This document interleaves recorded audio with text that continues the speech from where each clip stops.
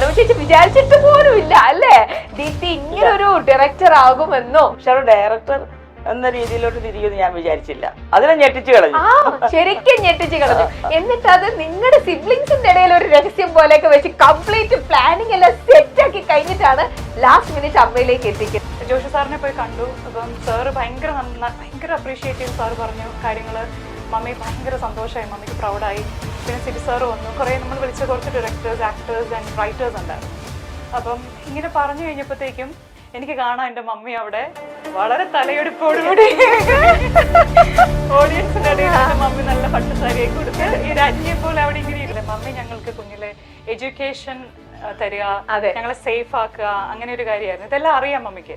പക്ഷെ അതിലോട്ട് കൂടുതൽ ഒരു എൻകറേജ്മെന്റ് മമ്മി അങ്ങനെ നോക്കിയില്ല. മമ്മിക്ക് ഒരു സെക്യൂർ ആക്കുക എന്നുള്ളതായിരുന്നു. പപ്പയാണ് നമുക്ക് കലാപരമായിട്ടുള്ള അത്. അപ്പൊ ഞങ്ങൾക്ക് രണ്ടും കിട്ടി. ഭയങ്കര പാഷനേറ്റ് ആയിട്ട് ഈ സ്റ്റോറി ടെല്ലിംഗ് എന്ന് പറഞ്ഞൊരു സാധനം ഉള്ളിലുണ്ടായിരുന്നു. അപ്പൊ അതിന് വേണ്ടിയിട്ട് ഇത് ചെയ്യണം. അപ്പം എന്നെ സംബന്ധിച്ച് ഞാനിങ്ങനെ നല്ലതായിട്ട് പ്രിപ്പയർ ചെയ്ത് ചെയ്യുമ്പോൾ നല്ല രീതിയിൽ ചെയ്യാനായിട്ട് അങ്ങനെയൊക്കെ എഫേർട്ട് എടുക്കാൻ ഇഷ്ടപ്പെടുന്ന ഒരാളാണ്. അപ്പൊ അതിന്റെ ഒരു അനന്തരഫലമായിട്ട് ഞാൻ ഓസ്ട്രേലിയയിൽ ഫിലിം സ്റ്റഡീസ് പഠിച്ചു. ആ സമയത്ത് ഇതൊന്നും മമ്മിയോടും പപ്പയോടും ഒന്നും പറഞ്ഞിട്ട് മമ്മി പറഞ്ഞാൽ കുറച്ച് കഴിഞ്ഞപ്പോൾ എനിക്ക് കാണണം എന്ന് പറഞ്ഞു. അപ്പൊ ഞങ്ങൾ പപ്പയും മമ്മിയായിട്ട് റോ ഫുട്ടേജ് കാണിച്ചു. അത് കണ്ടതും എന്റെ പപ്പയും മമ്മി ഇങ്ങനെ മിണ്ടാതെ ഇരുന്നിട്ട് രണ്ടുപേരുടെയും കണ്ണിക്കൂടെ ഇങ്ങനെ കണ്ണുനീര് വരുമായിരുന്നു ഒരുപോലെ. അപ്പൊ ആ ഒരു സന്തോഷം മറ്റേ രീതിയിൽ നേരത്തെ പറഞ്ഞു വന്നിരുന്നെങ്കിൽ കിട്ടത്തില്ലായിരുന്നു. ഇഞ്ചി മൈ മീൽ പാർട്ട്ണർ.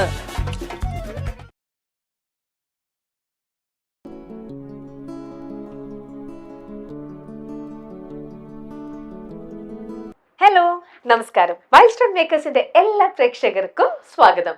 ഇന്ന് നമ്മൾ മമ്മി ആൻഡ് മീ ആണ് ഇന്നത്തെ ഈ ഒരു പ്രോഗ്രാമിന്റെ പേര് കേൾക്കുമ്പോൾ തന്നെ നിങ്ങൾക്ക് അറിയാം. നിങ്ങൾ നോക്കുന്നുണ്ട് മമ്മി ആരാ, മോൾ ആരാന്നുള്ളത്. നമ്മുടെ പ്രൗഡ് മദറിന്റെ പ്രൗഡ് ഡോട്ടി. യെസ്, നമ്മുടെ സ്വന്തം, നമ്മുടെ ഫാമിലി മെമ്പർ, നമ്മുടെ സ്വന്തം പൊന്നമ്മ ചേച്ചിയും. പൊന്നമ്മ ചേച്ചി ഇതാ നമ്മൾ മലയാളം ഇൻഡസ്ട്രിയിലേക്ക് മാത്രമല്ല നമ്മുടെ പ്രേക്ഷകരിലേക്കൊക്കെ വളരെ അഭിമാനത്തോടു കൂടി ചേച്ചി ഇൻട്രൊഡ്യൂസ് ചെയ്യാണ്.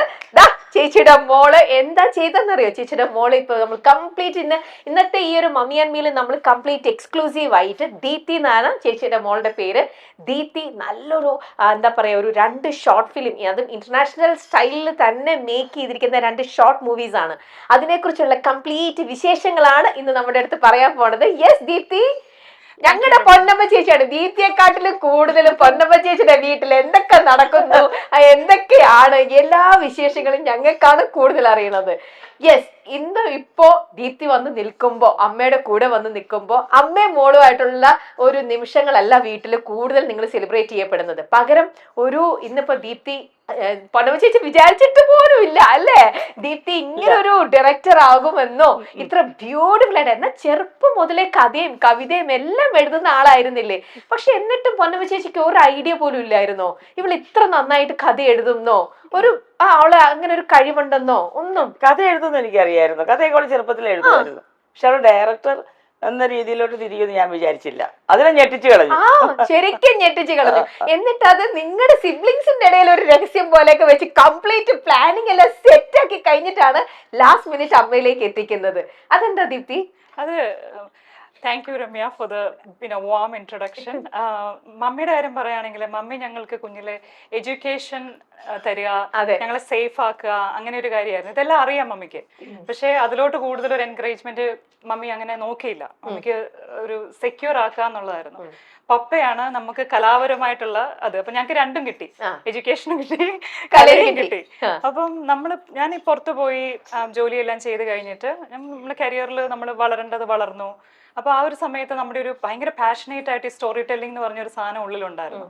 അപ്പൊ അതിന് വേണ്ടിയിട്ട് ഇത് ചെയ്യണം. അപ്പം എന്നെ സംബന്ധിച്ച് ഞാനിങ്ങനെ നല്ലതായിട്ട് പ്രിപ്പയർ ചെയ്ത് ചെയ്യുമ്പോൾ നല്ല രീതിയിൽ ചെയ്യാനായിട്ട് അങ്ങനെയൊക്കെ എഫേർട്ട് എടുക്കാൻ ഇഷ്ടപ്പെടുന്ന ഒരാളാണ്. അപ്പൊ അതിന്റെ ഒരു അനന്തരഫലമായിട്ട് ഞാൻ ഓസ്ട്രേലിയയിൽ ഫിലിം സ്റ്റഡീസ് പഠിച്ചു.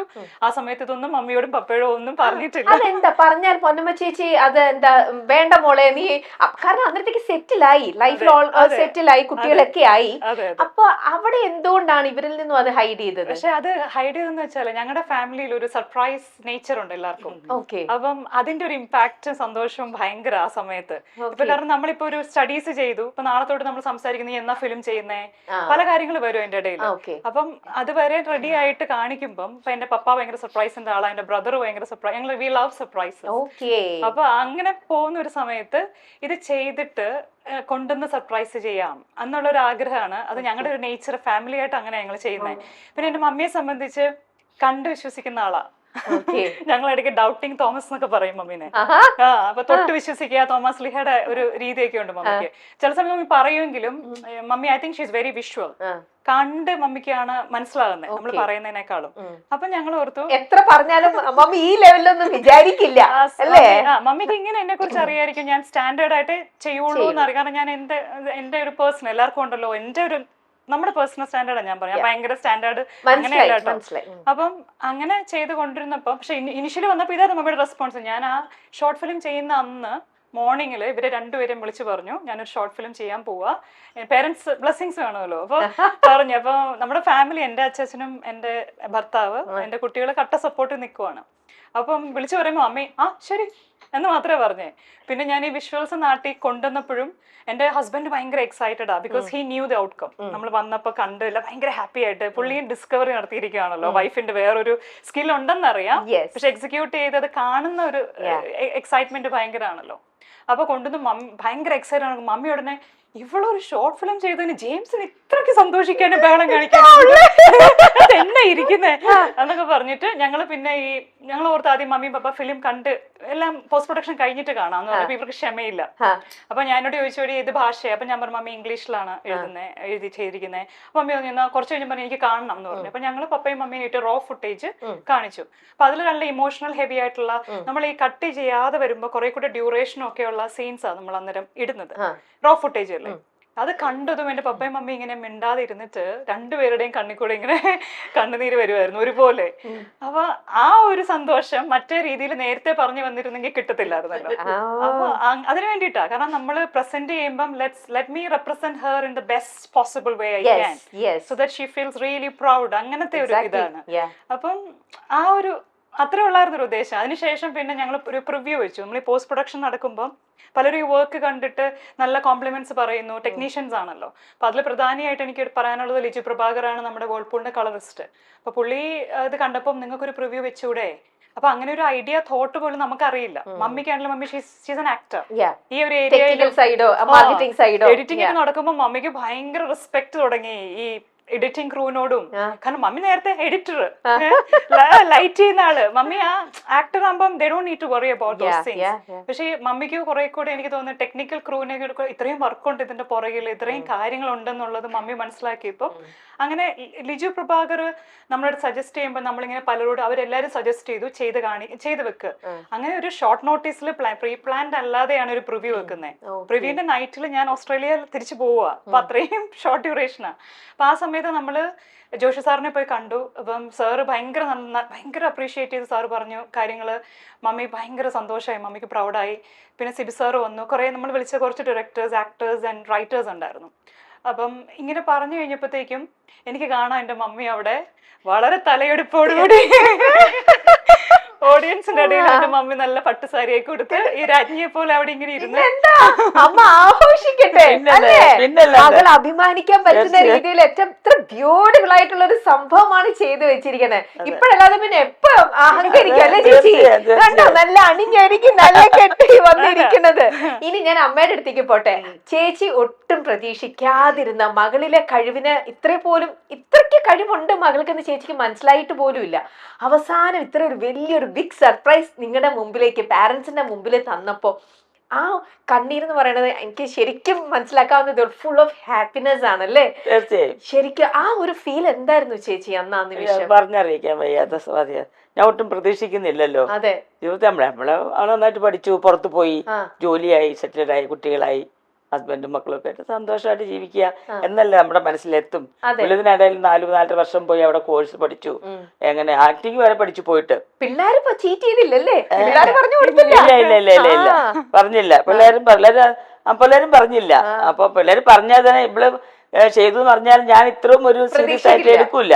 ഇപ്പൊ എന്നെ തലേദിവസം വിളിച്ചു പറഞ്ഞു, മമ്മി ഞാൻ ഒരു ഷോർട്ട് ഫിലിം ചെയ്യാൻ പോവാ. ചെയ്തോളൂ പറഞ്ഞു. ഇവിടെ ഇന്ത്യയിലോട്ട് വീണ്ടും പോസ്റ്റ് പ്രൊഡക്ഷൻ വരിക എന്ന് പറഞ്ഞപ്പോ ഞാൻ ഓർത്തേ എന്തിനു ഈ ഇത്ര കഷ്ടപ്പെട്ട് ഈ ഇന്ത്യയിലോട്ട് ഇപ്പൊ വരുന്നത്, വരട്ടെ വന്നാ ഒന്ന് കാണാമല്ലോ, ആ പേരും പറഞ്ഞാലും വരാമല്ലോ എന്ന് വിചാരിച്ചല്ലോ. പക്ഷെ സംഗതി ഇവിടെ വന്ന് വരുന്ന ഇപ്പൊ ജോലി സാറ് മറ്റുള്ള ആൾക്കാർ പറയല്ലേ ഞെട്ടിച്ച് കളഞ്ഞു സാധനം. കാരണം നമ്മളൊക്കെ ഇംഗ്ലീഷ് മൂവീസൊക്കെ വിരളമായിട്ട് കാണുന്ന ആളാണ് നമ്മളൊക്കെ, എനിക്കിഷ്ടവുമാണ്. അപ്പോൾ അതുപോലെ ഒരു ഇതിൽ ഒരു നല്ല എന്താ ക്വാളിറ്റിയോടെ നല്ല രസമായിട്ട് നല്ലൊരു കണ്ണ് നിറയുന്ന ഒരു സബ്ജക്റ്റും ഒക്കെ ആയിട്ട് അവൾ വന്ന് കണ്ടപ്പോൾ ആക്ച്വലി അത് ഭയങ്കര പ്രൗഡ്, ഞാൻ സത്യമാണ് പറയാമല്ലോ, ഭയങ്കര അഭിമാന നിമിഷമായിരുന്നു. ഇതിന്റെ ഒരു ക്ലൂ ദീപ്തി നേരത്തെ ചേച്ചിയുടെ അടുത്ത് പറഞ്ഞു വെച്ചിരുന്നെങ്കിൽ, ഇതിന്റെ ആ ഇന്റൻസിറ്റി ചേച്ചിക്ക് മനസ്സിലായിരുന്നെങ്കിൽ, യു വോണ്ട് ബിലീവ് ദീപ്തി, ഞങ്ങൾ എല്ലാ 2 മാസം കൂടുമ്പോ നമ്മുടെ ഫെസ്റ്റിവലിന്റെ സമയത്ത് ഞങ്ങൾ ചേച്ചിയുടെ വീട്ടിലുണ്ട്. ആ സമയത്ത് ചേച്ചി ഇതിനെ മാർക്കറ്റ് ചെയ്ത്, ഇനി നോക്കിക്കോ, ഇനി ചേച്ചി ഇതിനെ മാർക്കറ്റ് ചെയ്യുന്ന രീതി കണ്ടോണം. അങ്ങനെ ഇത് വേൾഡ് വൈഡ് ആക്കി ചേച്ചി തന്നെ ഇതിനെ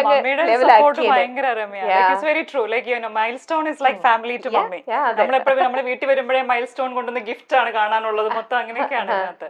അപ്പൊ മമ്മിയുടെ ഒരു സപ്പോർട്ടും സ്ട്രെങ്ത്തും, ഞാൻ പറഞ്ഞേ മമ്മിക്ക് ഇതെല്ലാം നമ്മുടെ ഉള്ളിൽ നിന്ന് വരണം. നമ്മള് മമ്മി എന്ന് പറഞ്ഞൊരു ലേഡി വളരെ ഇൻഡിവിജ്വാലിറ്റി ഉള്ള ലേഡിയാണ്. അപ്പം മമ്മിക്ക് ഇപ്പൊ ഞങ്ങളൊന്നും അങ്ങനെയൊന്നും ചെയ്യുന്ന ആളല്ല.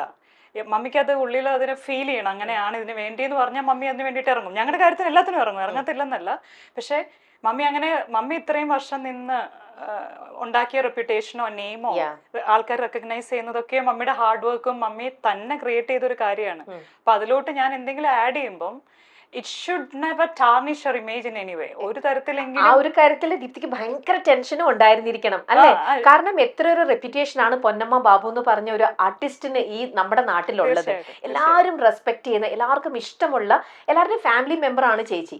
അപ്പൊ അങ്ങനെയുള്ളൊരു ചേച്ചിയുടെ മകൾ വന്നിട്ട് ഒരു ഡയറക്ഷൻ ഇങ്ങനെ ചെയ്യുന്നു, അതും ഇംഗ്ലീഷിലുള്ള സംഭവം ചെയ്യുന്നു എന്നൊക്കെ പറയുമ്പോൾ ആൾക്കാർ പല രീതിയിലായിരിക്കും, പല ആംഗിളിൽ നിന്ന് അതിനെ ക്രിട്ടിസൈസ് ചെയ്യാൻ നോക്കും അല്ലെ? എല്ലാവരും എന്തെങ്കിലും കണ്ടിട്ട് അതിനകത്ത് എന്തെങ്കിലും ഒന്ന് കണ്ടുപിടിക്കാനും നോക്കും. അപ്പോൾ എനിക്ക് ശരിക്കും മനസ്സിലാക്കാവുന്നതേ ഉള്ളൂ ദീപ്തി എത്ര ടെൻഷനിലൂടെ ആയിരിക്കും ഇത് പ്രസന്റ് ചെയ്തിട്ടുണ്ടാവുക ഈ ഒരു വേൾഡിലേക്ക്. അതല്ല രമ്യ, ലൈക്ക് ഞാൻ അതിനെ കാണുന്ന വേറൊരു തരത്തിൽ കൂടെയുണ്ട്. രമ്യ പറഞ്ഞൊരു പോയിന്റ് ഭയങ്കര ഇതാണ്.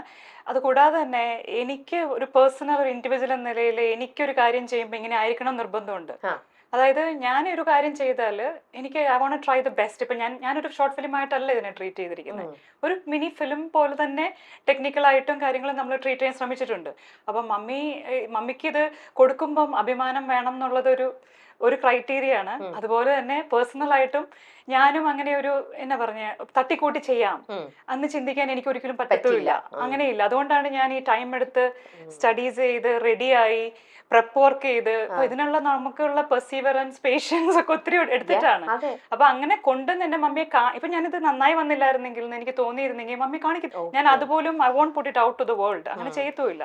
അപ്പം പിന്നെ മമ്മിക്ക് അറിയാം, എല്ലാവർക്കും എന്റെ വീട്ടിൽ എന്നെ അറിയാം, ഞാൻ ഒരു കാര്യം ചെയ്യാൻ ഇറങ്ങിക്കഴിഞ്ഞാല് മമ്മിയുടെ മോളല്ലേ, അപ്പൊ അതില് മാക്സിമം എഫേർട്ട് ഇട്ട് ചെയ്യാൻ ശ്രമിക്കും. പിന്നെ എൻഡ് റിസൾട്ട് നമുക്കറിയില്ല, ഓഡിയൻസ് എങ്ങനെ റിസീവ് ചെയ്യും എന്നുള്ളത് അറിയില്ല. പക്ഷെ അങ്ങനെയും കൂടി ഉണ്ട്. അപ്പം എനിക്ക് ടെൻഷനൊക്കെ കൂടുതൽ എക്സൈറ്റ്മെന്റ് ആയിരുന്നു. ലൈക്ക് എന്റെ മമ്മിക്ക് ഇത് ഇഷ്ടപ്പെടുവോ, ഇത് ഇംഗ്ലീഷ് ആണ്, മമ്മിക്ക് ലാംഗ്വേജ് എല്ലാം ഞാൻ ഉദ്ദേശിച്ച ഞാൻ എഴുതിയിരിക്കുവാണല്ലോ. അപ്പൊ മമ്മി പറഞ്ഞു, പക്ഷെ മമ്മിക്ക് കണ്ടപ്പോഴേ മമ്മിക്ക് മനസ്സിലായി, ഫുള്ള് മനസ്സിലായി, മമ്മിക്ക് കിട്ടി. പിന്നെ ജോഷി സാറ് പറഞ്ഞു, സിബി സാർ എന്നൊക്കെ പറഞ്ഞെന്ന് പറഞ്ഞാൽ പിന്നെ മമ്മിക്ക് അത് നമ്മൾ ഈ സർട്ടിഫൈ ചെയ്യുന്ന പോലെയാണ്. ജോഷി സാറ് പറഞ്ഞെങ്കിൽ ഇവള് ഭയങ്കരമായിരിക്കുമല്ലോ, സിബി സാറ് പറഞ്ഞെങ്കിൽ എന്റെ മമ്മി ഏറ്റവും കൂടുതൽ ഈ മമ്മിനെ ഞാൻ ഒരിക്കലേ ഒന്ന് പതുങ്ങിയിരിക്കുന്ന കണ്ടിട്ടില്ല, നമുക്ക് ആരും കാണത്തില്ലല്ലോ. അങ്ങനെ മമ്മിയെ കാണുന്ന 2 വ്യക്തികളുടെ മുമ്പിൽ ഞാൻ മമ്മി ലൈഫിൽ കണ്ടിട്ടുള്ളൂ. ഒന്ന് ജോഷി സാറിന്റെ അടുത്ത്, ഒന്ന് സിബി സാറിന്റെ അടുത്ത്. ഞാൻ ഈ ജോഷി സാറിന്റെ അടുത്ത് ഫസ്റ്റ് ടൈമാണ് ഞാൻ സാറിനെ കാണുന്നത് ഈ ഫിലിമിന്റെ കാര്യം. ഇപ്പൊ സാർ ദുബായിലായതുകൊണ്ട് വരാൻ പറ്റാത്തതുകൊണ്ട് ലാപ്ടോപ്പില് എന്റെ എഡിറ്റ് ഉണ്ടായിരുന്നു. നമ്മൾ പോസ്റ്റ് പ്രൊഡക്ഷൻ ഒന്നും ചെയ്തിട്ടില്ല, ലൈക്ക് എഡിറ്റ് മാത്രമേ കഴിഞ്ഞിട്ടുള്ളൂ. അപ്പൊ സാർ ആ ടൈമിൽ ഇല്ലാത്തതുകൊണ്ട് ഞാൻ സാറിനെ റിക്വസ്റ്റ് ചെയ്തു, സാർ എൻ്റെ ഉണ്ട്, സാർ കാണാവോ എന്ന് പറഞ്ഞതേ സാർ ഇങ്ങനെ ചാടി അങ്ങനെ സാറ് ചെയ്തു. അങ്ങനെ അപ്പൊ സാറിനെ ഞാൻ ഇങ്ങനെ കാണിക്കുന്ന സമയത്ത് ഞങ്ങൾ ഇങ്ങനെ ഒരു കൗച്ചിലിരിക്കുക, ഞാനും സാറും ലാപ്ടോപ്പ് ഷെയർ ചെയ്ത് സാർ ഇങ്ങനെ ഇരുന്ന് കാണുമോ ഇത്. അപ്പൊ എന്റെ മമ്മി ഇത് കഴിഞ്ഞിട്ട് ഞാൻ ഇത് കണ്ടു കഴിഞ്ഞ് സാർ എന്നോട് സംസാരിക്കാൻ തുടങ്ങും. മമ്മി അവിടെ നിന്ന് എൻ്റെ അടുത്ത് ഞാൻ ചോദിച്ചു, എനിക്ക് എന്തിനാ ഇത് മമ്മി ഞാൻ നോക്കുമ്പോ സാറേ ഇഷ്ടപ്പെട്ടോ. അങ്ങനെ റെസ്പെക്ട് ആണ്. ജോഷി സാറൊക്കെ ലെജൻഡറി അല്ലേ, മമ്മിയൊക്കെ അത്രയും വർക്ക് ചെയ്തിട്ടുള്ളതല്ലേ. അപ്പൊ ആ ജോഷി സാറിന്റെ വായിന്നത് ഒരു ഹോളിവുഡ് ഫിലിം പോലെ ഉണ്ടല്ലോ, നീ ഇത് പോസ്റ്റ് പ്രൊഡക്ഷൻ ഇന്ത്യ ചെയ്ത് കൊളാക്കില്ല കേട്ടോ, നീ നോക്കണം എന്നൊക്കെ പറഞ്ഞിട്ട്, ലൈറ്റിംഗ് ആണെങ്കിലും നിനക്ക് കളറിംഗ് ഒക്കെ ഇവിടെ നോക്കിയാൽ മതിയല്ലോ, ബാക്കി എല്ലാം നന്നായിട്ടുണ്ടല്ലോ എന്നൊക്കെ സാറ് പറഞ്ഞത്. അപ്പൊ ഞാൻ ഇറങ്ങി വന്നപ്പം ഞാൻ കൺഫ്യൂസ്ഡ് ആയി, സാറിന്റെ അടുത്ത് ഞാൻ ഇരുന്നത് ശരിയായില്ലയോ അങ്ങനെ. അപ്പൊ എന്റെ മമ്മി എന്ന് പറഞ്ഞു കഴിഞ്ഞാല് എന്നാ പറയുന്നേ, ഒരു അങ്ങനെ ആ ഒരു ആൾക്കാരൊക്കെ നല്ലത് പറഞ്ഞു എന്ന് പറയുമ്പം മമ്മിക്ക് അതൊരു സ്വന്തമായിട്ടൊരു വിശ്വാസം വന്നു. അതിന്റെ മേളിൽ നല്ല നല്ല ആൾക്കാർ പറഞ്ഞു എന്ന് വന്നപ്പോഴത്തേക്കും മമ്മി സ്റ്റാമ്പ് ചെയ്തു. ഞാൻ പറയും നീ ഇന്ത്യ, നീ ഹോളിവുഡ് ഫിലിം ചെയ്യണം, നീ ഇംഗ്ലീഷ് ഫിലിം ചെയ്യണം. അപ്പൊ അതാണ് മമ്മിയുടെ സപ്പോർട്ട്. ലൈക്ക് മമ്മിക്ക് മമ്മിയുടേതായ പേഴ്സണൽ ഇതുണ്ട്. പക്ഷെ Joshi sir and Sibi sir എന്ന് പറയുന്നത് മമ്മിക്ക് ഭയങ്കര ഇമ്പോർട്ടന്റ് ആണ് ഞങ്ങൾക്കും ലൈഫിൽ. എന്റെ ഗുരുക്കന്മാരല്ലേ അവര്. ജോഷി സാറിന്റെ തന്നെ 19 പടം ഞാൻ ചെയ്തേക്കുന്നത്. സിബി സാറാണെന്ന് സിബി സാറിന്റെ പടമൊക്കെ എനിക്ക് ബ്രേക്ക് കിട്ടിയത് സിനിമയിൽ. നീ വരുവോളും, പിന്നെ നമ്മുടെ സാറിന് തന്നെ കളിവീട് ഞാൻ ഗസ്റ്റ് അപ്പിയറൻസ് ആയിരുന്നു. നീ വരുവോളത്തിൽ നല്ല, അന്ന് ഞാൻ കോമഡി ചെയ്തിട്ടില്ല, സീരിയസ് ആയിട്ട് ഉള്ള വേഷമാണ്. ദിവ്യ ഉണ്ണിയുടെ അമ്മയായിട്ടായിരുന്നു. നല്ല ക്യാരക്ടറായിരുന്നു നീ വരുവോളത്തില്. സാറിന്റെ ആ ഒരു തുടക്കമൊക്കെ ആയിരുന്നു. പിന്നെ സാറാണ് അന്ന് ലോകി സാറിന്റെ അടുത്തൊക്കെ എന്റെ പേര് പറഞ്ഞു കൊടുക്കുന്നേ. കളിവീട് ചെയ്തപ്പം സിബി സാറ് ലോകി സാറിനെ വിളിച്ച് പറഞ്ഞു, ഇങ്ങനെ ഒരു ആർട്ടിസ്റ്റ് നാടകരംഗത്ത് നിന്ന് വന്നിട്ടുണ്ട്, മമ്മൂട്ടിയുടെ ചേച്ചിയായിട്ട് ഉദ്യാനപാലകൻ ആ പടത്തിൽ അഭിനയിക്കാൻ വേണ്ടി സാറാ വിളിച്ച് പറയുന്നത്. അങ്ങനെയാണ് ഞാൻ അവിടെ ചെല്ലുകയും ഞാൻ മമ്മൂക്കയുടെ ചേച്ചിയായിട്ട് ഞാൻ ഉദ്യാനപാലകൻ എന്ന സിനിമയിൽ അഭിനയിക്കുകയും ആ പടമാണ് എനിക്ക് ബ്രേക്ക് കിട്ടിയത് മലയാള സിനിമയിൽ. നല്ല ക്യാരക്ടറായിരുന്നു. കൊച്ചിൻ കനീഫിക്കായിരുന്നു എൻ്റെ ഹസ്ബൻഡായിട്ട്, മമ്മൂക്ക എൻ്റെ മമ്മൂക്കയുടെ ചേച്ചിയായിട്ട്. അപ്പോൾ എനിക്ക് ഇവരെയൊന്നും എൻ്റെ ലൈഫിൽ എനിക്ക് മറക്കാൻ പറ്റത്തില്ല. എൻ്റെ ഗുരുസ്ഥാനത്തെ ഉള്ള ആൾക്കാരാകുമ്പോൾ എൻ്റെ മോളൊരു കാര്യം ചെയ്തു വന്നപ്പോൾ എനിക്ക് അവരെ ഫസ്റ്റ് കാണിക്കണം എന്ന് തോന്നി. ഇന്നും ഞാൻ അവരെ അങ്ങനെ തന്നെയാണ് കാണുന്നത്. അതാണ് ഞാൻ ഫസ്റ്റ് ജോഷി സാറിൻ്റെ അടുത്ത് തന്നെ. അപ്പൊ തന്നെ ജോഷി സാർ ഈ പറഞ്ഞ മറുപടി ആയിക്കോട്ടെ, അദ്ദേഹത്തിന്റെ ഒരു കമന്റ് തന്നെ ആയിക്കോട്ടെ, അല്ലെ ചേച്ചി? എത്ര ചേച്ചിക്ക് ഇപ്പൊ എന്തൊരു സാറിന്റെ 10-12 പടം ചെയ്യുമ്പോൾ ഞാൻ അഭിനയിക്കുമ്പോഴും സാറിന്റെ ഒരുപാട് വെരി ഗുഡ് വാങ്ങിച്ചിട്ടുള്ള ആളാണ് ഞാൻ അഭിനയിക്കുമ്പോൾ ശരിയായില്ല സാറ് ശരിക്കും വഴക്ക് പറയും. ആരും എല്ലാരും വഴക്ക് പറയും. അത് സീനിയറെന്നോ ജൂനിയറെന്നോ ഒന്നുമില്ല. സാറ് ഉദ്ദേശിച്ച ഒരു സാധനം കിട്ടിയില്ലെങ്കിൽ സാറ് വഴക്ക് പറയും.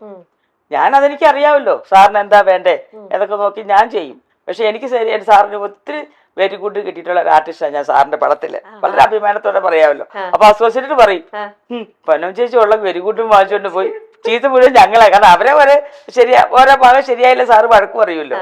അപ്പൊ അതുകൊണ്ട് സാറിന്റെ ഒരുപാട് പടങ്ങളിൽ അങ്ങനെ എനിക്ക് ഞാൻ ആദ്യമായിട്ട് സാറിനോട് ചെയ്യുന്ന പടം നല്ല ക്യാരക്ടറായിരുന്നു അമ്പിളിച്ചേട്ടൻ്റെ വൈഫായിട്ട്. അവിടെ തുടങ്ങി ചെറുതും വലുതുമായ എല്ലാം വലിയ വേഷം ഞാൻ അവകാശപ്പെടുന്നില്ല. ചെറുതും വലുതുമായ ഒരുപാട് വേഷങ്ങൾ സാറിന്റെ സിനിമ അങ്ങേറ്റ അവസാനം ഞാൻ സാറിനോട് ചെയ്ത പടം അവതാരമായിരുന്നു. അതൊരു അവതാരം തന്നെയായിരുന്നു. ഒരു ദിലീപിന്റെ എന്താ പറയുക, ഒരു ദിലീപിന്റെ അല്ല, ഒരു നായികയുടെ രണ്ടാനമ്മയായിട്ട് ജോജു വന്ന് എന്റെ മോനായിട്ടാ ആ പടത്തില്. അന്ന് ജോജു ഹീറോ ആയിട്ടില്ല. അല്ല, ഞാൻ മമ്മി ഇവരെ കുറിച്ചൊന്നും നമ്മുടെ വീട്ടിൽ പറയാറില്ല. അപ്പൊ ഇവരെങ്ങനെയായിരിക്കും, ഇവർ വലിയ ആൾക്കാരാന്ന് അറിയാമെങ്കിലും നമ്മള് അങ്ങനെ പേടിച്ചൊന്നും അല്ല ഞാൻ ഇരുന്നത്. പക്ഷെ മമ്മി ഇങ്ങനെ കാണിക്കുമ്പോ എനിക്ക് പേടിക്കണോ, അടുത്തിരുന്ന് ശരിയായില്ലേ, എന്താണ് ചെയ്യണ്ടേ, അങ്ങനെ ഒരു കൺഫ്യൂഷൻ വന്നു. അപ്പൊ സിബി സാറിന്റെ അടുത്ത് ഞാൻ പോയി ഇങ്ങനെ പേടിച്ചാ ശരിക്കും നിന്നത്. ആ സമയത്ത് ചെല്ലുമ്പോഴേ മമ്മി ചോദിച്ചു, നീ എന്തിനാ പേടിച്ച് നിന്ന സിബി സാറിന്റെ അടുത്ത്? ഞാൻ പറഞ്ഞു, മമ്മി ഞാൻ കൺഫ്യൂസ്ഡാ, മമ്മി എന്നോടൊന്നും മിണ്ടരുത്, ഇങ്ങനെ പുറത്തു പോകുന്നു, അങ്ങനത്തെ പരിപാടികളായിരുന്നു. പിന്നെ മമ്മി എപ്പോഴും നമ്മൾ അറിയും ഏത് ഫിലിമാ വർക്ക് ചെയ്യുന്നേ. അങ്ങനെ അല്ലാതെ നമ്മള് കൂടുതലായിട്ട് മമ്മി അന്നും പറയാറില്ല, ഇന്നും പറയാറില്ല. അപ്പൊ ഞാൻ ഒരാളെ കണ്ട എനിക്ക് അയാൾ ഫ്രഷ് പെർസ്പെക്റ്റീവ് ആണ്. അല്ലാതെ മമ്മി പറഞ്ഞിട്ട് എനിക്ക് അയാളെ കുറിച്ച് അങ്ങനെ വലിയൊരു ഇതും ഇല്ല, ഒരു ഐഡിയ ഇല്ല. അപ്പൊ ഒരുപക്ഷെ ഇപ്പൊ മമ്മിയും ജോഷി സാറും തമ്മിലുള്ള ആ ഒരു ബന്ധം പോലും അത്ര ഡെപ്തിൽ എനിക്കറിയില്ലായിരുന്നു. ഞാൻ അവിടെ ജോഷി സാറിനെ ഞാൻ as A viewer, as an audience എനിക്ക് ഭയങ്കരമായിട്ടും നമുക്ക് എല്ലാവർക്കും ഇഷ്ടമുള്ള പോലെ ഇഷ്ടപ്പെടുന്ന ഒരാളും സാർ ഇന്നും കറണ്ട് ആയിട്ട് നിൽക്കുന്ന ഒരു എക്സ്ട്രോർഡിനറി ആയിട്ടുള്ള ഒരു ഡയറക്ടറായിട്ട് വളരെ റെസ്പെക്ട് ചെയ്യുന്ന അദ്ദേഹത്തിന്റെ വർക്ക് നമ്മൾ കണ്ട് ഇഷ്ടപ്പെടുന്ന ആളാണ്. അപ്പം മമ്മി പറഞ്ഞിട്ട് സാറിന്റെ പേഴ്സണാലിറ്റി എങ്ങനെയാ സാർ അതൊന്നും എനിക്കറിയില്ല. നമ്മൾ ഈ മീഡിയ കൂടെ കേൾക്കുന്നതും അങ്ങനത്തെ കാര്യങ്ങൾ നമുക്ക് എല്ലാവർക്കും അറിയാവുന്ന പോലെ എനിക്കറിയാം. പേഴ്സണലി സാർ എങ്ങനെയാണെന്ന് ചോദിച്ചാൽ, പിന്നെ മമ്മിയുടെ സാറിന്റെ കുറെ ഫിലിംസ് മമ്മി ചെയ്തിട്ടുണ്ടല്ലോ. അപ്പൊ ഞങ്ങൾക്ക് ഇപ്പൊ ജോഷി സാറിന് ഇഷ്ടം കൂടും മക്കളാകുമ്പോ. മമ്മിക്ക് വീണ്ടും ഫിലിം കൊടുത്തു ഡയറക്ടർ. അപ്പൊ ഞാൻ ജോഷി സാറിനെ കണ്ടപ്പോ പറഞ്ഞു, സാറേ സാറിനോടുള്ള ഞങ്ങളുടെ സ്നേഹവും റെസ്പെക്റ്റും പ്രൊഫഷണൽ മാത്രമല്ല പേഴ്സണലും കൂടിയാണോ, അങ്ങനെയൊക്കെ ഒരു പ്രത്യേക ഇഷ്ടം മനസ്സിലുണ്ടായിരുന്നല്ലാതെ. പിന്നെ എനിക്ക് എങ്ങനെ ഇഷ്ടം വന്നു സിനിമയോട് കലയോടെന്ന് ചോദിച്ചാൽ അതിന് ഉത്തരം എന്ന് വെച്ചാൽ, ജനിച്ചപ്പോ തൊട്ടേ വളരെ ആർട്സ് ആൻഡ് ക്രിയേറ്റീവ് ആയിട്ടുള്ള പെർസ്യൂട്ട്സിനോട് ഭയങ്കര ഇൻട്രസ്റ്റ് ആണ് എനിക്ക്. അത് ഞാൻ എങ്ങനെ അങ്ങനെ ആയെന്ന് വെച്ചാൽ എനിക്കറിയില്ല, ഞാൻ അങ്ങനെയാ ഉണ്ടായത്. അല്ല, ദൈവത്തിന്റെ ഒരു ഹിതാണല്ലോ അത് അങ്ങനെ വരിക എന്നുള്ളത്. ഇപ്പൊ ചിലര് നമ്മൾ ആർട്ടിസ്റ്റിന്റെ എല്ലാവർക്കും അത് മക്കൾ കാണാൻ, നമ്മളെല്ലാവരും അത് കാണുന്നില്ല. ഇഞ്ചി മൈ മീൽ പാർട്ട്ണർ. ചേച്ചിക്കും അത് മക്കള് ഈ കല ഇതിലേക്കാട്ടിലും ഇവരെപ്പോഴും പ്രൊഫഷണലി കുറച്ചും കൂടെ സ്റ്റേബിൾ ആവണം, ആ ഒരു കാര്യത്തിൽ ചേച്ചി ഭയങ്കര അധികം ശ്രദ്ധിച്ചിരുന്നു. കലയ്ക്ക് പ്രോത്സാഹിപ്പിച്ചിട്ടില്ല. 3 പേരിലും കലയുണ്ട്. എനിക്ക് അവര് സെറ്റിൽ ആവണം എന്നുള്ളത്, പഠിച്ച് ജോലി. പിള്ളേരോട് ഞാൻ ഒരു കാര്യം എപ്പോഴും പറയാം, നമ്മളെ ജീവിതത്തിൽ നമ്മൾ ആരെയും ആശ്രയിക്കാൻ പാടില്ല. സ്വന്തം കാലിൽ സ്വന്തം വരുമാനം, ആരുടെ മുന്നിലും പോയി തലകുനിച്ച് നിന്ന് യാചിക്കാനോ ഒന്നും വരാതെ സ്വന്തം കാലിൽ നമ്മൾ നിൽക്കണം. നമ്മൾ നിൽക്കണം സ്വന്തം. അത് എൻ്റെ വലിയൊരു ആഗ്രഹമായിരുന്നു. കാരണം കലയാണ്, കലാപരമായിട്ട് ഒരു എന്ന് പറയാൻ ലൈഫ് ലോങ്ങിൽ അത് നമുക്ക് പറയാൻ പറ്റും. മമ്മിയുടെ സമയത്ത് ഇന്നത്തെ കാലഘട്ടം അല്ലല്ലോ അന്നേ. ആ ഒരു ഇയറ ഡിഫറെന്റ് ആയിരുന്നു. ഈവൻ ഇപ്പോഴാണേലും അതെ, നമുക്കത് നമുക്ക് ചേച്ചി പറഞ്ഞ പോലെ നമുക്ക് ട്രസ്റ്റ് അത്രയും ഇല്ലെങ്കിലില്ല. അതാണ് അവസ്ഥ. 3 മക്കളെ നന്നായിട്ട് സമൂഹത്തിന് നല്ല മാതൃകയുള്ള നല്ല 3 മക്കളായിട്ട് എനിക്ക് വളർത്താൻ പറ്റുക, അല്ലെങ്കിൽ അഭിമാനത്തോടെ പറയാൻ പറ്റുക. എൻ്റെ 3 കുഞ്ഞുങ്ങളും നല്ല രീതിയിൽ തന്നെ പഠിച്ച് ഞങ്ങൾ പറഞ്ഞ പോലെ തന്നെ പഠിച്ച്, ഞങ്ങൾ പറഞ്ഞ ആൾക്കാരെ തന്നെ കല്യാണവും കഴിച്ച്, അവര് ഞങ്ങൾ പറഞ്ഞ പോലെ കേട്ട മക്കളാ. അവര് നല്ല നല്ല കാര്യങ്ങൾ ഇപ്പൊ ചെയ്യുന്നു. അത് ചെയ്യുന്ന എപ്പോഴാ? അവരെല്ലാം പോയി സെറ്റിലായി, അവരെല്ലാം ഓക്കെ ആയതിനു ശേഷമാണ് എല്ലാവരും ഇപ്പൊ മോള് ഈ ഒരു സംഭവം കൊണ്ട് വന്നേ. നേരത്തെ വേറൊരു ഡിറക്ഷനിൽ ഞങ്ങൾ എനേബിൾ ചെയ്യുമായിരുന്നു. ശരിക്കും ഞങ്ങൾക്ക് ഞങ്ങളുടെ ആ ബേസിക് കാര്യങ്ങൾ ഫൗണ്ടേഷൻ അങ്ങ് സെറ്റ് ആൻഡ് സ്ട്രോങ് ആക്കി എല്ലാവർക്കും പീസ് ഓഫ് മൈൻഡ് അല്ലേ. ഇപ്പൊ ആർക്കും ടെൻഷൻ ഇല്ലല്ലോ. ഇവിടെ നാളെ ജോലി ഇല്ലാതെ വരുവോ, ഇഷ് gonna B desperately looking for work, അങ്ങനത്തെ ഒരു ഡെസ്പറേഷൻ എനിക്കും ഇല്ല. ഞാൻ വെരി ഫിനാൻഷ്യലി ഇൻഡിപെൻഡന്റ് ആണ്, മെയിൻലി ബിക്കോസ് ഓഫ് ഹർ. അല്ല, അതുകൊണ്ട് മമ്മിയുടെ ആ ഒരു ഡിസിഷൻ മമ്മി അത്ര സ്ട്രോങ് ആയിട്ട് നിന്നത് കൊണ്ടാണ്. തീർച്ചയായിട്ടും െങ്കിൽ എപ്പോഴും നമ്മൾ അതൊരു കാരണം ഡിസ്ട്രാക്ഷൻ ആയി ഒരുപാട് വന്നേനെ പോയിട്ടുണ്ടായേനെ. അത് പിങ്കിക്ക് പഠിച്ചുകൊണ്ട സമയത്ത് പിങ്കിക്ക് നല്ല ഓഫറുകൾ വരുന്നേ. എലസമ്മ എന്ന് പറഞ്ഞ ആൺകുട്ടി ലാൽ ജോസിന്റെ പടം വിളിച്ചപ്പോ അവള് സെക്കൻഡ് ഇയറാ. അപ്പോഴത്തേക്കും പിന്നെ ഞങ്ങളെല്ലാം ഞങ്ങള് ഒരു കാര്യം ഞങ്ങൾ ആലോചിക്കുമ്പോൾ ഞങ്ങൾ കൂട്ടമായിട്ട് ആലോചിക്കും. ആരും ഇൻഡിവിജ്വൽ ആയിട്ടൊന്നും ആരും തീരുമാനിക്കത്തില്ല. ഞങ്ങൾ മൊത്തം ഒന്ന് ആലോചിച്ച് എടുക്കും. ഏതാണ് കൂടുതൽ അഭിപ്രായങ്ങൾ വരുന്നത് അത് നോക്കി നല്ല മതേ നമ്മൾ എടുക്കാറുള്ളൂ. പിങ്കിയുടെ കാര്യം വന്നപ്പോഴും ചർച്ച വന്നപ്പോഴത്തേക്കും മൂത്ത മോള്, അപ്പൊ എന്റെ അമ്മയായി അവള്, മൂത്ത മോള് പറഞ്ഞ് പഠിക്കണം, അവൾ പഠിക്കട്ടെ. നാളെ ഒരിക്കൽ അവരുടെ വിദ്യാഭ്യാസം മുടങ്ങിയാൽ ഇന്ന് സിനിമ ഉണ്ടാവും, നാളെ സിനിമ ഉണ്ടാവുമോ, നാളെ അവളുടെ കല്യാണം കഴിച്ച് സെറ്റിലായാൽ അവൾക്ക് ജോലി ഉണ്ടാവുമോ? അപ്പൊ അന്ന് ഞാൻ സിനിമയിൽ അഭിനയിക്കാൻ പോയത് കൊണ്ട് എനിക്ക് ആ ജോലി ഇല്ലാണ്ടായി. ബാക്കിയെല്ലാം പഠിച്ച് ജോലി ചെയ്യുന്നു. അപ്പൊ അതുകൊണ്ട് 3 പേർക്കും നല്ല വിദ്യാഭ്യാസം കൊടുത്ത്, നല്ല ഇംഗ്ലീഷ് മീഡിയത്തിലാണ് 3 പേരും പഠിച്ച്, ഇംഗ്ലീഷ് മീഡിയത്തിൽ തന്നെ പഠിപ്പിച്ച് നല്ല പോലെ അപ്പം എനിക്ക് അധികം പഠിക്കാൻ പറ്റിയില്ല. പഠിക്കാതെ ഇപ്പം അമ്മ ജീവിച്ചിരിപ്പുണ്ടായിരുന്ന അമ്മ ഇപ്പൊ വഴക്ക് പറഞ്ഞേനെ, പഠിക്കാഞ്ഞിട്ടുണ്ടോ, നേരത്തെ കല്യാണം കഴിച്ചിട്ടല്ലേ എന്ന് അമ്മ ചോദിച്ചേനെ. ഓക്കെ, സമ്മതിച്ചു.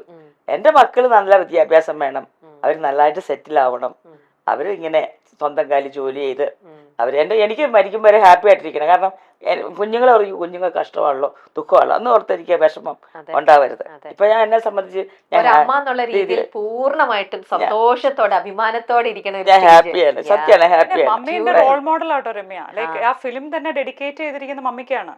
അതിൽ എഴുതിയിരിക്കുന്ന വരി തന്നെ the strongest woman I ever know എന്ന് എഴുതിയിരിക്കുന്നത്. തിയേറ്റർ നിറഞ്ഞിങ്ങനെ കാണാൻ എനിക്ക് ഭയങ്കര സന്തോഷമാണ്. അപ്പൊ ചില പടം കാണുമ്പോൾ ഞാൻ ഏതൊരു പടത്തെ അജു വർഗീസ് ഉണ്ട്, അപ്പൊ ഞാൻ പറഞ്ഞു ആ പടം ഹിറ്റാകും. അപ്പൊ നല്ല ആളുണ്ടോ പടം ഹിറ്റാകട്ടോ, ചേച്ചിയ പടത്തിലുണ്ടോ? ഞാൻ ആ പടത്തിലില്ല. എന്നിട്ട് ഇത്ര സന്തോഷമോ? ഞാൻ പറഞ്ഞല്ലേ എല്ലാ പടം ഓടട്ടെ, എല്ലാ പടം ഹിറ്റാവട്ടെ. ഹിറ്റാവുന്ന കേൾക്കുമ്പോ എനിക്ക് ഭയങ്കര സന്തോഷമാണ്. അത് നമ്മൾ ഉണ്ടാകണമെന്നില്ലല്ലോ.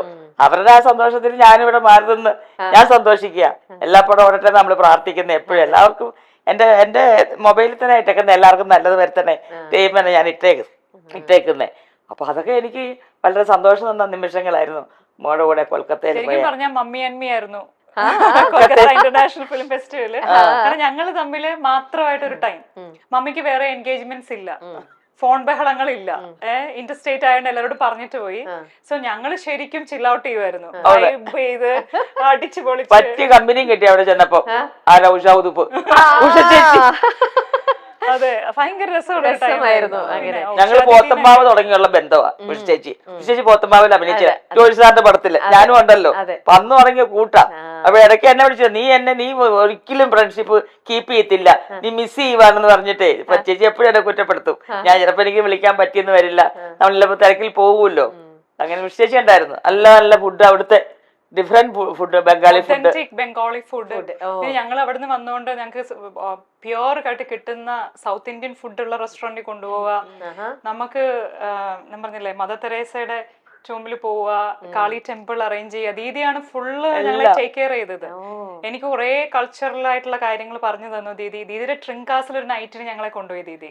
ഭയങ്കര ഒരു എക്സ്ട്രാordinary. അവിടെയാണല്ലോ ദീദി സ്റ്റാർട്ട് ചെയ്തത്. അപ്പൊ അവിടെ ഇങ്ങനെ ചെല്ലുകയും ദ ഹോൾ ക്രൗഡ് സ്റ്റോപ്പായി. കാരണം അവർ എക്സ്പെക്ട് ചെയ്യുന്നില്ല ദീദി വരുമെന്ന്. ഞങ്ങൾക്ക് ഭയങ്കര ചില്ലോട്ടെ, ദീദിയുടെ കൂടെയുള്ള ആൾക്കാരല്ലേ. ദീദി മൈക്കിൽ കൂടെ പറയുമ്പോ എന്റെ ഗസ്റ്റ് ഉണ്ട് പാടിക്കൊണ്ടാ ഹേ പൊന്നമ്മൈസി ഇങ്ങനെ പാടിയുള്ള സ്റ്റൈലൊക്കെയാണല്ലോ. അപ്പൊ ഇങ്ങനെ അവിടെ നിന്ന് അവിടുത്തെ ഏറ്റവും ബ്യൂട്ടിഫുൾ ആയിട്ടുള്ള ഫുഡ്, അപ്പൊ ഡ്രംസ് ഓഫ് ഹെവൻ എന്ന് പറഞ്ഞൊരു ഡിഷ് ഇൻട്രൊഡ്യൂസ് ചെയ്തിട്ട് ഭയങ്കര ടേസ്റ്റി ആയിരുന്നു. അപ്പൊ ഞങ്ങൾ അതുപോലെ ടേക്ക് കെയർ ചെയ്ത് ദീദി പാട്ട് പാടി. Didi for her it means a lot too. കാരണം ഹസ്ബൻഡിനെ മീറ്റ് ചെയ്ത സ്ഥലം. അപ്പൊ ഇങ്ങനത്തെ ദീദിയുടെ പേഴ്സണൽ മെമ്മറീസ് ഷെയർ ചെയ്യുക, ഭയങ്കര ഇന്റിമേറ്റ് ആയിട്ടുള്ള ഒരു ബോണ്ട് ദീദിയായിട്ട് ഉണ്ടാകുക. ഭയങ്കര ഹോൾ കൊൽക്കത്ത നമ്മള് ദീദി നമ്മൾ എവിടെയെല്ലാം നമ്മൾ പോയി എക്സ്പ്ലോർ ചെയ്തെന്ന് ചോദിച്ചാൽ ദീദിയുടെ സപ്പോർട്ട് ഭയങ്കരമായിരുന്നു. ദീദിക്ക് ആദ്യം കണ്ടിട്ട് പറയും എനിക്ക് സമയമില്ല ഞാൻ പോവാ, but then she'll say I have time tomorrow, you guys free. അങ്ങനെ പിന്നെ എന്റെ ഫിലിം കാണാൻ ദീദി വന്നു. അപ്പം ദീദി അതിനെക്കുറിച്ച് കണ്ടിട്ട് ഭയങ്കരമായിട്ട് ദീദിക്ക് ഇഷ്ടപ്പെട്ടു. ഭയങ്കരമായിട്ട് നമ്മളെ എൻകറേജ് ചെയ്യുന്ന ഒരു, എല്ലാവരും ഞാൻ പറയാം പക്ഷെ അതിനെ കുറിച്ച് ഞാൻ പറഞ്ഞിട്ട് ആരും അറിയേണ്ട ആളല്ല, പക്ഷെ ആ ഒരു പ്രസൻസിന്ന് നമ്മൾക്ക് കിട്ടിയ ജനറോസിറ്റി, ഇത് മാഗ്നിഫിസൻസ് ഓഫ് എ സ്പിരിറ്റ്, ഇതൊക്കെ ഭയങ്കര ഒരു അനുഭവമായിരുന്നു. ആ കൂടെ ഒപ്പം എന്റെ മമ്മിയും. വീടിന്റെ അടുത്ത് ഇരിക്കാൻ മേല, നമ്മളെ ഗിഫ്റ്റ് കൊണ്ട് ഷവർ ചെയ്യും, എല്ലാവർക്കും അറിയാവുന്ന കാര്യമാണ്. സോ ഒരു പോയിന്റിൽ ഞാൻ കയ്യെ പിടിച്ചിട്ട് ഇങ്ങനെ അലമാര തുറപ്പിക്കാൻ വെക്കുക, ഇഫ് ഞങ്ങൾ ഇവിടെ ഇരിക്കണമെങ്കിൽ യു കാൺ ടച്ച് ദാറ്റ് അൽമാറ. അങ്ങനെ അതുപോലെയായിരുന്നു ദീദി, ഒരു രക്ഷയില്ലായിരുന്നു. ഭയങ്കര സപ്പോർട്ടും ഭയങ്കര സ്നേഹവും. ഇപ്പൊ എന്നോട് പറഞ്ഞു നീ ഫിലിം ചെയ്യുമ്പോൾ അതിന്റെ ടൈറ്റിൽ സോങ് ചെയ്യാൻ ഞാൻ എന്നെ വിളിക്കണം, വേറെ ആരെയല്ല, ഞാൻ call me right, you should call me okay. Of course Didi, oh my god Didi അങ്ങനെ പറയാന്ന് പറയുന്നത് തന്നെ വലിയ കാര്യമല്ലേ. സോ അത് ഈ പറഞ്ഞില്ലേ ഒരു കുഞ്ഞു ഫിലിം നമ്മൾ ചെയ്ത ഒരു ജേർണിയാണ്. ഈ ഫിലിം ചെയ്യുമ്പോൾ നമ്മള് the only one thing I did is trying truly from my heart. അത്രേ ചെയ്തുള്ളൂ. പക്ഷെ അതിന് ശേഷം വന്നിരിക്കുന്ന കാര്യങ്ങളും എന്റെ പേരൻസിന് കിട്ടിയ സന്തോഷം, ഇപ്പൊ എന്റെ മമ്മി ആയിട്ടുള്ള ഒരു എക്സ്ക്ലൂസീവ് ടൈം ഇൻ കൊൽക്കത്ത, അവിടെ ആർക്കും മമ്മി അങ്ങനെ അറിയില്ല, മലയാളീസിന് അറിയാം, അല്ലാതെ അറിയില്ലല്ലോ. അവിടെ film stood for it self. അവിടെ അത് നല്ലതായിട്ട് റിസീവ് ചെയ്തു. അതിനുശേഷം നമുക്ക് പ്രസ് കോൺഫറൻസ് വന്നു എനിക്ക്. അപ്പൊ അന്ന് മീഡിയക്ക് ഞാൻ എന്റെ ഫസ്റ്റ് പ്രസ് കോൺഫറൻസ് കൊടുക്കുന്നത് ഹാപ്പൻ ഇൻ കൊൽക്കത്ത. നമ്മൾ ഒരിക്കലും വിചാരിക്കുന്ന കാര്യങ്ങളല്ല. പിന്നെ കൊൽക്കത്തയിലെ ആൾക്കാർ അത് നമ്മളെപ്പോലെ തന്നെ, നമ്മൾ കുറച്ചുകൂടി ഇന്റലക്ച്വൽ സൈഡാണ് ഞാൻ, അവർ കുറെ കൂടി ഇമോഷണൽ ആൾക്കാരായിട്ട് എനിക്ക് ഫീൽ ചെയ്ത്. ദേ ലവ് ആർട്ട്. അപ്പൊ അവർക്കൊരു സാധനം ഇഷ്ടപ്പെട്ടു കഴിഞ്ഞാൽ അവർ നമ്മളെ അങ്ങ് സ്നേഹിച്ച് കൊല്ലുന്ന അവിടുത്തെ എല്ലാ ആൾക്കാരും, നമ്മുടെ എല്ലാ ഇപ്പോഴും I mean touch with many of them. അവിടുത്തെ മീഡിയ ആൾക്കാർ, പ്രസ് റൈറ്റർ ആൾക്കാർ. ഞാൻ പ്രസ് കോൺഫറൻസ് കഴിഞ്ഞ് ഇരുന്നപ്പോൾ എൻ്റെ അടുത്ത് ഒരാൾ വന്നിരുന്നു. He's from central information bureau എന്നുള്ള ഒരു വലിയ ഓഫീസറാണ്, എനിക്കറിയില്ല. അപ്പൊ എൻ്റെ അടുത്ത് വന്നിരുന്നിട്ട് he shared a card with me. Okay you did really well. Okay പ്രസ്തുതൊക്കെ കണ്ടല്ലോ. എന്നിട്ട് ഞാനിങ്ങനെ ഞെട്ടി നിൽക്കുക. സാർ എന്നൊക്കെ പറയുമ്പോൾ നിനക്ക് മൂവിക്ക് ഡിഫൻസിനോ ആർമിക്കോ എന്തെങ്കിലും നീഡ് ഉണ്ടെങ്കിൽ here's my contact number. Like wow, നിനക്ക് ദൂരദർശൻ വേണോ, റേഡിയോ വേണോ, എന്തെങ്കിലും national level, like we are there to support you. And then he also made me meet defence. ഞാൻ ആ പേഴ്സണൽ ഒന്നും റിവീൽ ചെയ്യാത്തത് എനിക്കറിയില്ല കംഫർട്ടബിൾ ആണോ ഞാൻ ഷെയർ ചെയ്യുന്നതെന്ന്, ഡ്യൂ ടു ദെയർ പ്രൈവസി. അങ്ങനെ ഞാൻ ഇവിടെ വലിയൊരു മാഡത്തിനെ പുള്ളിക്കാരനെ ഇവിടെ മീറ്റ് ചെയ്തു. We had lunch together. അപ്പോഴും പറഞ്ഞു ലൈക്ക്, അപ്പൊ ഞാൻ പറഞ്ഞു ഞാൻ ഇങ്ങനത്തെ ഒരു സ്റ്റോറി ചെയ്താൽ കറക്റ്റ് ചെയ്തു ഒരു മാഡം. കാരണം ഡിഫൻസ് ഒക്കെ അവർക്കല്ലേ ഇൻഡെപ്ത് നോളജ് ഉള്ളത്. I will be happy to. അപ്പം ഈവൻ അങ്ങനത്തെ ഇങ്ങനെ ഒത്തിരി റിലേഷൻഷിപ്പും ആൾക്കാരും ഒക്കെ ഉണ്ടായ ഒരു ബ്യൂട്ടിഫുൾ ടൈം ആയിരുന്നു. യെസ്. അപ്പൊ അങ്ങനെ ദീപ്തി പോലും വിചാരിക്കാത്ത ഒരുപാട് കാര്യങ്ങൾ ഈ പോയ ഫ്യൂ ഇയേഴ്സിനുള്ളിൽ ദീപ്തിയുടെ ലൈഫിൽ നടന്നുകൊണ്ടിരിക്കുകയാണ് അല്ലേ. അപ്പൊ ഇതെല്ലാം കണ്ടു, അപ്രിസിയേഷൻ ഇങ്ങനെ എല്ലായിടത്തും നിന്ന് കിട്ടിക്കൊണ്ടിരിക്കുന്നു. ഇനിയിപ്പോ 27th ഈ വേൾപൂളിന്റെ ആയിക്കോട്ടെ, മറ്റേ ലോങ് ഗുഡ് ബൈയുടെ ആയിക്കോട്ടെ, ഒരു പ്രിവ്യൂ നമ്മുടെ എറണാകുളത്ത് നമ്മുടെ ജനങ്ങൾക്ക് എല്ലാവർക്കും വേണ്ടി പൊന്നമ്മ ചേച്ചി എല്ലാവരും സ്നേഹത്തോടെ ഇൻവൈറ്റ് ചെയ്തുകൊണ്ടിരിക്കുകയാണ്. അന്നും ഇത് ചെയ്യാണ്. സോ ഇത്ര അധികം എല്ലായിടത്തുനിന്നും ഒരു ഇത് കിട്ടുന്ന സ്ഥിതിക്ക് ഇപ്പൊ ദീപ്തിയുടെ ഉള്ളിന്റെ ഉള്ളില് അപ്പൊ ഇനി കൂടുതലായിട്ടും ഇതിലേക്ക് തന്നെ ഫോക്കസ്ഡ് ആവുക.